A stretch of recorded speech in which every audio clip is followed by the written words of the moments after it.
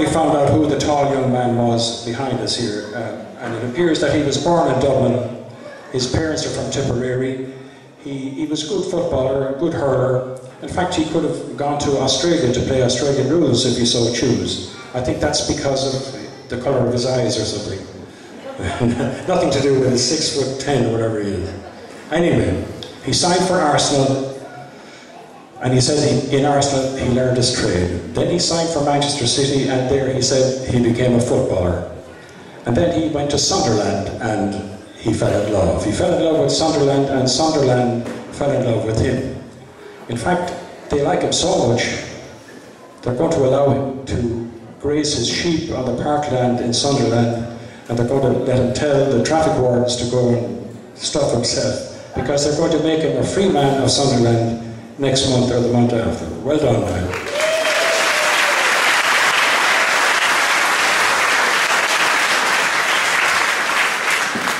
He scored 21 goals for Ireland, and he nearly has 100 caps for Ireland. We could have done with him last night, but however, hard to say anything more about Niall Quinn. Well done, Niall.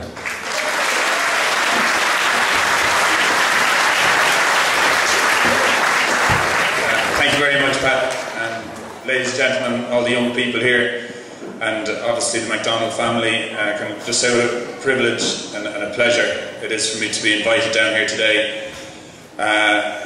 More so, I think, because of not just the memory of Ger, but what's in place here now, and what's happening and what's going to happen in this wonderful facility. Bearing in mind, you know, the most famous man here in the parish dreamt so much, was a trailblazer, was adventurous, was spirited, all the components needed for really to inspire. And I didn't get to playing football in England because I was born to play it, anything but. My father was a farmer and my mother was a farmer, so if breeding was anything to do with it, I don't know how it happened, but it happened because people inspired me. Inspiration matters at every level, and the most important level is for young people making good choices with their life, being healthy, being adventurous, getting a great return out of it and giving something back. I think that's how I see sport. If anybody asked me what sport was, that's what I'd say. I'd say a bit of it at the top is about winning, and of course it is, and the higher up the chain you go. Fortunately last night, you know, it probably showed itself up that we don't have the system or the players to go into the big clubs in England. What does that mean today? Well, that means today the work, the facilities have to get better for young people. And here we are 24 hours later with a perfect example of not just in soccer, but in Gaelic football, hurling, rugby, to see all the sports being played out there made me feel better. I was down in the dumps a bit last night, but I feel better now because the spirit and enthusiasm that everybody has here for this wonderful new park, and what it's going to achieve in the future. So first and foremost, that's something I wanted to say. I consider sport in its raw form as belonging to the community. And when you see it happening in a community like this, I can do nothing but applaud you and thank you for having me, first of all.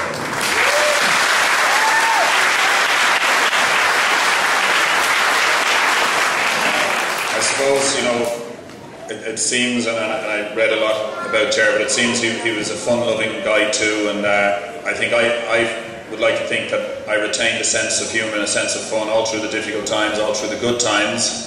And I think it's only probably right to tell you a story or two. I mean, I'm known as a footballer. The Irish team was going very well, and Jack Charlton was a big hero. The older people will remember Jack, and just, you know, I was speaking about it on Thursday night. We had a 25-year reunion after the Euro '88 team, when we went and beat England 1-0 in Germany. Yeah, it was a great moment, and we believed in ourselves as a team.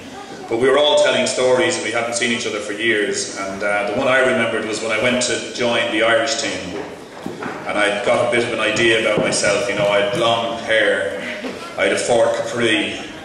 And I rocked up to the airport hotel thinking I'd really made it, you know, and Jack Charlton was in line with the queue checking in, and I was in the next queue, and I kind of looked over at him, And he dropped his glasses like that, and he turned around to the assistant manager and went, "We haven't picked him, have we?" So that was my introduction, but it was a great introduction because it brought me back down to earth, and I realised I'm going to make sure he knows who I am after the few days that we were together.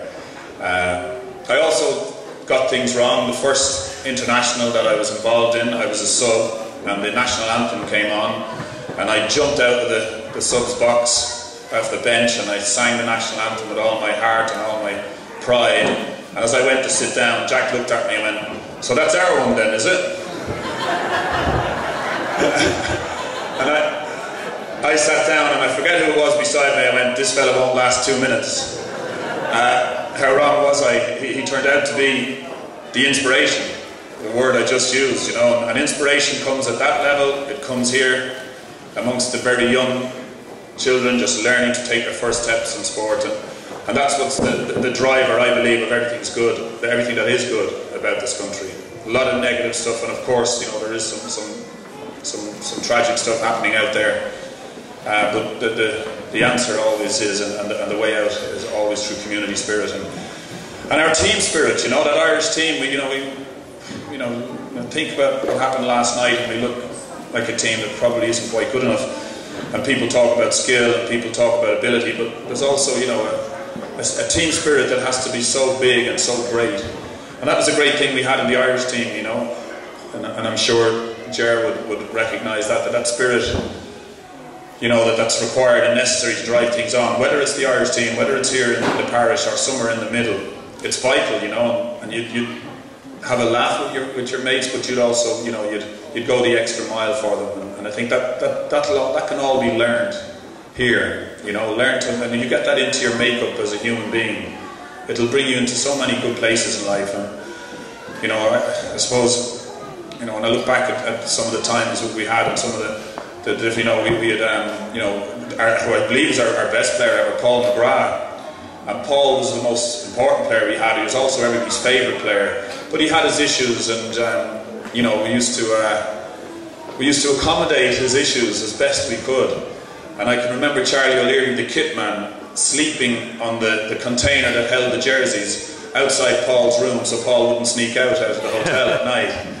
You know, and we were telling these stories, and we as teammates, you know, we used to, you know, they were the things that bonded us. That didn't make us any worse. That made us better, because it was great. You know, Charlie would come down for breakfast the next day, and he wouldn't have slept a wink. And Paul, we'd be pretending that, you know, to see Paul was in the papers, he was in Leeson Street all night. And Charlie go, "No, he wasn't, he never got out of the room," you know. But it was that kind of fun, and that's how we got over, you know, difficult times. And then Paul would go on and be man of the match, of course, and you know, whether he was playing centre back and marking the greatest forward easily, or midfield, creating what he did. We're very lucky to have been around those people, and Paul inspired me. Frank Stapleton inspired me, you know, at that level. And before I went, as I said, I was a GAA person. My family was steeped in GAA out the road here in Tipperary, unfortunately. But it leaves something in you as well, you know. I have to give a special mention to GAA, and so much so that when I came home there about 10 years ago, I went home to live in Kildare, and I joined the local GAA team.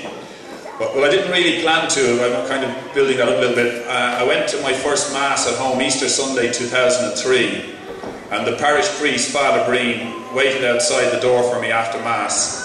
I went, "How are you doing? Will you play for the Gaelic team on Tuesday?" So I kind of said yeah, and I didn't know what I let myself in for. But anyway, to cut a long story short, on the Tuesday night, very similar situation to this, up to the hall, up to the GAA pitch. Knew nobody, didn't know who the manager was, didn't know any of the players. But there was double parking all the way up the road. And when I came in, I couldn't get in with the traffic. It was all, I didn't go, what's going on here? And I went up to the gate, you know. There was an old farmer on the gate who I know well now, but I didn't know him at the time. And I let the window down, and he went, €3. So I said to him, "I'm playing." He went, "Not if you don't pay €3. So remember, I was used to getting all my boots cleaned for me, all my kit laid out for me. So I went into I paid the €3 obviously, and I went into the dressing room, and I looked around me and these lads all stared at me, you know, and there was kind of young lads, middling lads. And straight away, within 30 seconds, I could tell who were with Roy Keane and who were with me. And that was my own dressing room. So anyway, the manager, Eddie Dowling, is a shepherd, lovely man from Wicklow. And Eddie had a hat that sat on his head, it didn't pull down, and he was a very funny looking man. And Eddie went to me, son, I just won't start you if that's okay with you. I said, no, it's fine, I'm just glad to be here. Can't believe the crowd has turned up, but what happened? Father Breen had rang the Evening Herald, he'd rang KFM, he'd rang everybody and stuck a fella on the gate for €4. So I got it then, once I realised what had happened, and I was there. It was not, I was going to say on the bench, but there was no bench, there was a ditch. So I was punching the ball to a couple of the other subs in the ditch every few minutes, and the crowd was getting bigger and getting more restless, I suppose, that I wasn't on. And then it went to half time and I still wasn't on.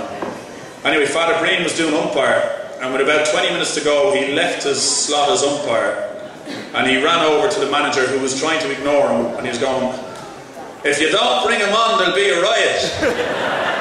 And then he without looking at him went, "He wasn't training on Thursday, he's not coming on." so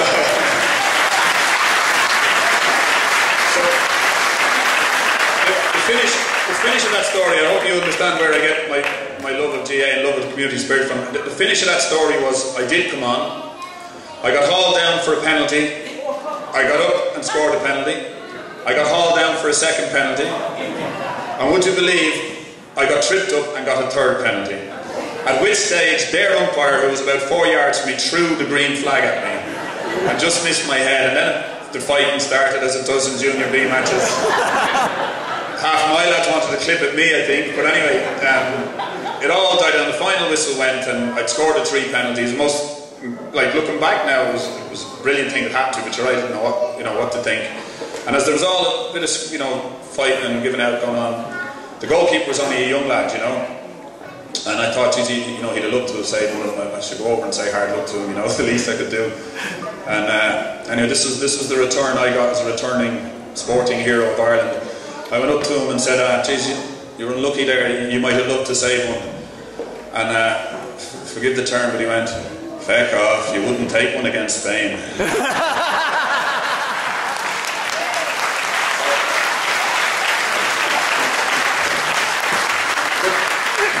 I loved it. I laughed. Fair play to you. That's what I'd come home to, and I felt I was back in the community then. And we went on, and I played Junior B football till last year, and they got rid of me last year, and they're in the final this year. So, so I hope, when Pat was talking there, and he gave the history, and he spoke about the development here and the whole history as everything went through.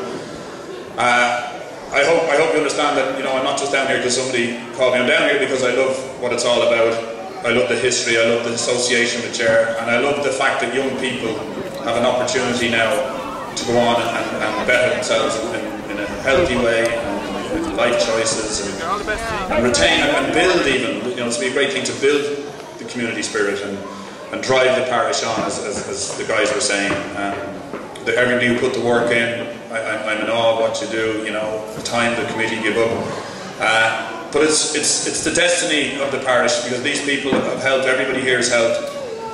And there's one thing I'll leave you with, and I'm sure if Jerry MacDonald was here, he would say the same thing, The people who have gone before you from this parish, things have happened, the great history that Pat wrote out. To the young people here today, the young people, very young up to say, the late teenagers, guys, you're here to do one thing: emulate and go further than the great people of the parish who came before you.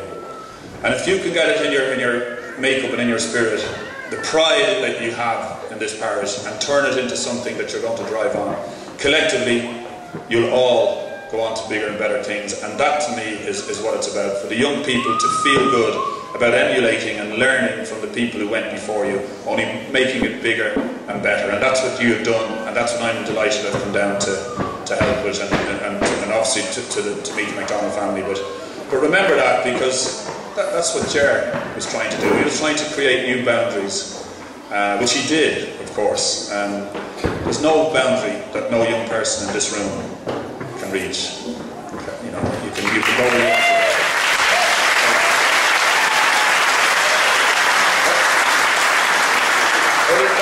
Thanks very much, and I got here, first time in life I ever got anywhere without having to ask anybody where it was, so the directions were great. It's a pleasure to be here. I'll be here again. I also have to tell you, be truthful, I got a real fuzzy feeling going through Kildymo. A jockey called Graham Bradley won on a horse called Kildymo in Cheltenham in the 80s, got me out of a terrible hole. So I'll never forget Kildymo either. So, thanks very much, and best of luck to everybody.